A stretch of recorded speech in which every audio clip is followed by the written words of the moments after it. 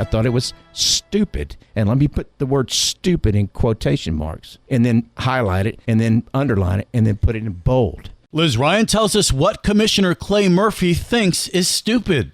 The controversial Senate Bill 180. It gives developers much more leeway and fewer restrictions. It's pitched as a hurricane recovery law. By speeding up approvals, it's supposed to help communities rebuild faster. But critics say, in practice, it weakens home rule, resident protections, and environmental safeguards. Some local governments have signed a lawsuit saying SB 180 is unconstitutional. Commissioner Murphy has no such plans, saying he'd like to see the county regain more control over development issues. But challenging SB 180 isn't the way to go about it. You don't do it by giving the middle finger to the very people who are going to be doling out capital improvement projects next year. I thought it was an awful idea to join a lawsuit and poke the bear for the very people that we are so dependent upon to get our infrastructure funded. And one of the better ways to do it is to let Senate Bill 180 run its course and then revisit this and say, we want an additional upland protections.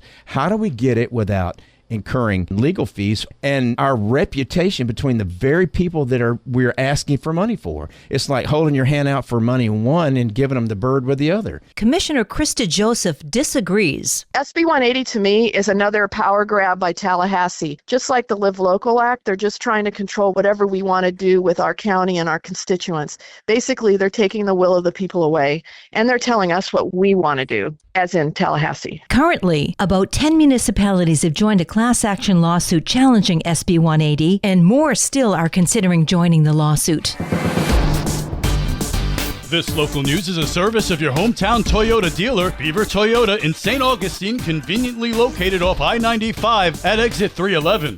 In other news, the bi-weekly St. Johns County Commissioners meeting is this morning. It kicks off at 9 o'clock with a special proclamation. Public Affairs Director Wayne Larson. To recognize the retirement of Gordon Wilson, the superintendent of Fort Matanzas and the Castillo de San Marcos. And so we'll have a special presentation of Mr. Wilson for his decades of service to our community. We'll also be recognizing Library Card Sign-Up Month, encouraging our residents to sign up for a library card and all the great services and programs that our library system offers.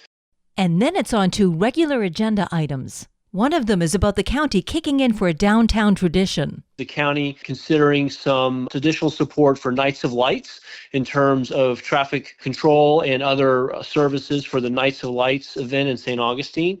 Another item up for discussion this morning, the possible establishment of a 7-member agricultural advisory committee. As always, there'll be a time for public comment at the beginning of the meeting, and commissioners' comments come at the end of the meeting. Likely to be discussed is the fight to develop an agri-hood in St. Johns County. Robinson Improvement Company went before the county and made a rezoning request that would allow over 3,300 homes west of Interstate 95 between 208 and 214. The county said no, and Robinson appealed. Special Magistrate J. Michael Traynor found the ruling to be an unfair burden on the company's property rights. That could mean another go-round in the battle for an agri-hood here in St. Johns County. For St. Augustine's Local Morning News, I'm Liz Ryan.